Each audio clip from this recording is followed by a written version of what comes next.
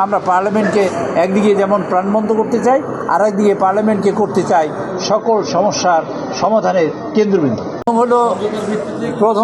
প্রথম হলো গণতন্ত্র একটা আস্থার জায়গা হইতে হবে, এটা হলো ফার্স্ট। আমরা আস্থার জায়গা যদি হারিয়ে ফেলি তাহলে কিন্তু গণতন্ত্রের ইসেন্সটা, গণতন্ত্রের বিউটি এবং গণতন্ত্র প্রতিষ্ঠা যেটা আমরা করতে চাই সেটাই নষ্ট হবে। গণতন্ত্রের একটা আস্থার জায়গা, বিরোধী দল আমাকে বিশ্বাস করবে, আমিও বিরোধী দলকে বিশ্বাস করব, এটাই হলো গণতন্ত্রের একটা অন্যতম বড় দিক।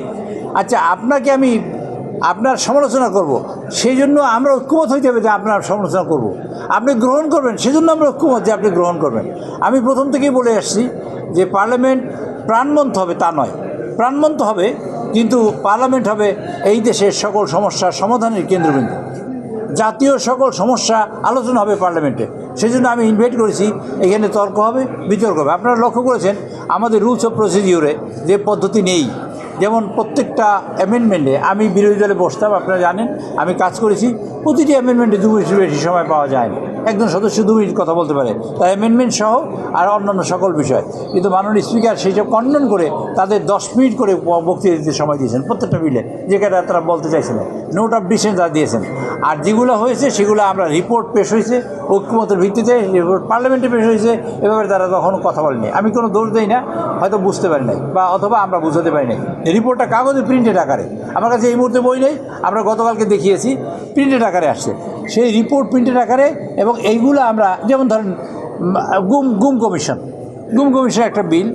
আচ্ছা, আমাদের সালাউদ্দিন সাহেব হোম মিনিস্টার, তিনি গুম হয়েছিলেন না? আমাদের ইলিয়াস আলী সাহেব গুম হয়েছেন না? আমাদের চৌধুরী আলম গুম হয়েছেন না?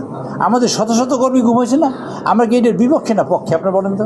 কেউ তাকে সামান্য পরিমাণ সাজা দিয়ে তারে মাফ করা যেতে পারে। আমরা এটাকে ক্যাপিটাল পানিশমেন্ট আনবো, তাদের অ্যামেন্ডমেন্ট আনতে হবে। করা যাবে কি? অ্যামেন্ডমেন্ট আনতে হলে তো ওনাদেরও সহযোগিতা লাগবে, আমাদের কাজটা করতে হবে। আমি নিজে দাঁড়িয়ে বলেছি, আপনারা শুনেছেন, নেক্সট সেশনেই আমরা সবগুলো বিল আনবো, চুলচুরা বিশ্লেষণ করার সুযোগ পাবেন।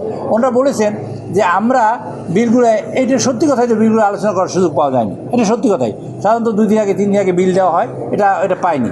সেই জন্য পাওয়ার জন্য আমরা এই পদ্ধতি করেছি। নেক্সট সেশনে যখন আমরা বিলগুলো আনবো তখন তারা সব বিলে চুলচুরা বিশ্লেষণ করতে পারবে, আমাদের প্রয়োজনীয় অ্যামেন্ডমেন্টও করতে পারবে এবং আমরা শক্তিশালী বিল করতে পারবো।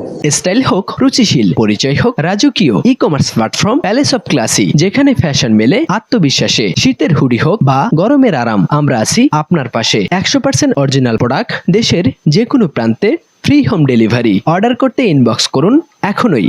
Palace of classy, B classy, be confident. সেই কাজটা আমরা নেক্সট সেশন মধ্যে আমরা বিশ্বাস করবো না। এই সংসদ 5 বছরের জন্য গঠিত, আমরা বহু যুদ্ধ করে গণতন্ত্র প্রতিষ্ঠা করেছি, বহু যুদ্ধ করে আমরা এখানে নির্বাচিত হয়েছি। নির্বাচিত হওয়ার পরে এইটা 5 বছর চলবে। এখন সংসদের বয়সে আমরা এই চালিয়েছি কয়দিন, আজকে ধরেন সব মিলিয়ে ধরেন 5 দিন, আর 1 দিন, 6 দিন, 7 দিন, 8 দিন সংসদ চলছে, 8 দিন বা 9 দিন সংসদ চলছে, 13 দিন। সেখানে 13 দিনের মধ্যে বন্ধ আছে, কিন্তু ধরে নিয়ে আমাদের সংসদ চলছে এই ধরেন 13 দিনই চলছে বা 15 দিন। 15 দিনের সংসদে আস্থাহীনতার কোনো সুযোগ নেই, সুযোগ করা উচিত না। আমরা একত্রিত হব, আমরা চাই আমাদের বিরোধী বন্ধুরা আমরা যেটা বলছি সেটা বুঝবেন এবং তারা কার্যক্রমে অংশগ্রহণ করবেন। এবং আমরা পার্লামেন্টকে একদিকে যেমন প্রাণবন্ত করতে চাই, আর একদিকে পার্লামেন্টকে করতে চাই সকল সমস্যার সমাধানের কেন্দ্রবিন্দু। এবং জাতীয় সকল সমস্যা সমাধান হবে এখানে, এই জন্য তর্ক চাই, বিতর্ক চাই।